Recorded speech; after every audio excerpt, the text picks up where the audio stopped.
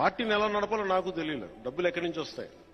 అలాంటి సమయంలో నాకు వెన్నంటి ఉన్న నా స్నేహితుడు, నా సన్నిహితుడు అయిన త్రివిక్రమ్ శ్రీనివాస్ గారికి మనస్ఫూర్తిగా ధన్యవాదాలు తెలుపుతున్నాను. అంటే నేను సమాజం కోసం ఆలోచిస్తే నా కోసం ఆలోచించేవాడు ఒక ఉండాలి కదా.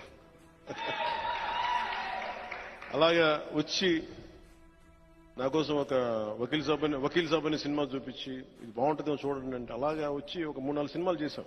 నా కోసం ఆయన స్క్రిప్ట్ రాసి, ఆయనకి ఏమాత్రం నేను పాలిటిక్స్ కి వెళ్ళడం ఇష్టం లేదు ఆయనకి.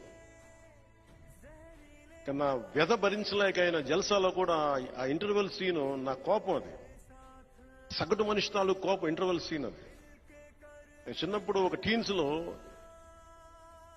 ఈ ఉద్యమాల వైపు వెళ్ళిపోదాం అనుకునేవాడు.